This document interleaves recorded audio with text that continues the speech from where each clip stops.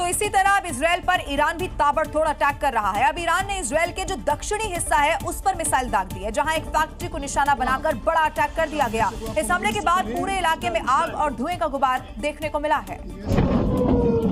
इस बार ये हमला ईरान ने इजराइल के बीर शेवा में किया है। ईरान की मिसाइल सीधे एक फैक्ट्री पर गिरी, जोरदार धमाका हुआ और कुछ ही पलों में धुएं के गुबार ने पूरे इलाके को घेर लिया। आसमान में उठता घना काला धुआं और चारों तरफ मलबा ही मलबा दिखाई दे रहा है।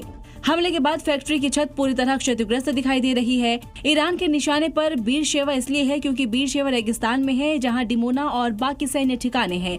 ईरान ने इजराइल के सैन्य ठिकानों को टारगेट किया है और ईरान का उद्देश्य है कि इजराइल पर दबाव बनाया जा सके। ईरान का साफ कहना है कि जैसे उसके परमाणु कार्यक्रम और बैलिस्टिक मिसाइल को नष्ट करना इजराइल का टारगेट था, ठीक उसी तरह वो भी इजराइल की समान मूल संपत्तियों पर हमला करेगा।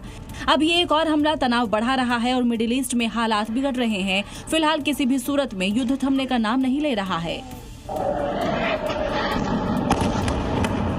अमेरिका ने इस युद्ध में ईरान को अंडर एस्टिमेट करने की बहुत बड़ी भूल कर दी और यही वजह है कि ईरान के जवाबी हमलों से अब डोनाल्ड ट्रंप बुरी तरह से बौखला गए हैं। इसीलिए अब अमेरिकी सेना ने ईरान में अपने घातक मिसाइलों का जखीरा उतार दिया है। अमेरिकी सेना का तरकश का ये विध्वंसक हथियार है JASSM-ER मिसाइल, जो पलक झपकते ही ईरान के ठिकानों में कोहराम मचाने में माहिर है। ईरान जिस तरह एक के बाद एक अमेरिका को चोट पहुंचा रहा है, उसे देखकर ट्रंप आग बबूला हो गए हैं। यही वजह है कि ऑपरेशन एपिक फ्यूरी में ट्रंप की सेना JASSM-ER क्रूज मिसाइलों से ईरान पर प्रहार कर रही है।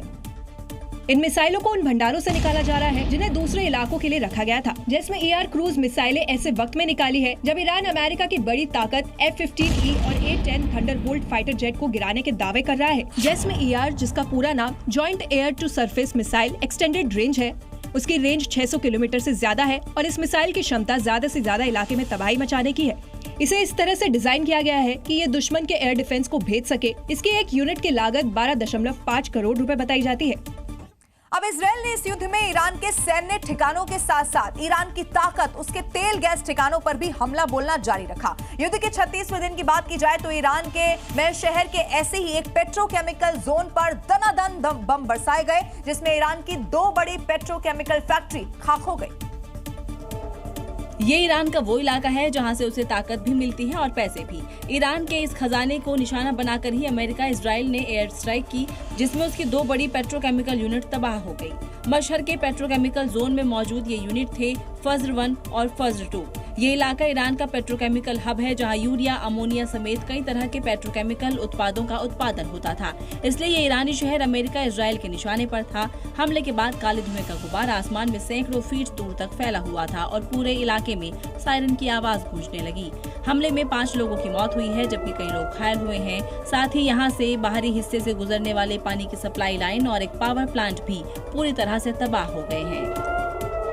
अब ईरान का जो ये महशहर है वो बहुत महत्वपूर्ण शहर है, खास तौर पर पेट्रोकेमिकल और तेल गैस उद्योग के लिहाज से बहुत महत्वपूर्ण है। इसी के बारे में आपको बताते हैं। ये खुजिस्तान प्रांत में फारस की खाड़ी के किनारे स्थित एक बड़ा पोर्ट शहर है।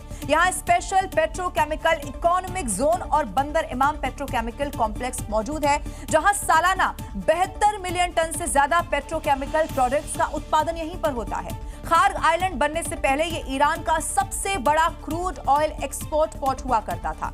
अभी भी ऑयल, गैस, पेट्रोकेमिकल और फर्टिलाइजर का एक बहुत बड़ा निर्यात यहीं से होता है। रेलवे और सड़क नेटवर्क से देश के अंदरूनी हिस्सों से जुड़ा हुआ है। और अगर यहाँ पर उत्पादों की बात की जाए तो यहाँ पर अमोनिया, यूरिया, मेथनॉल, इसके अलावा सल्फ्यूरिक एसिड, फास्फोरस एसिड के साथ ही कई पेट्रोलियम बाय प्रोडक्ट यहीं पर तैयार होते हैं। इसीलिए ये बहुत महत्वपूर्ण माना जाता है ईरान के लिहाज से।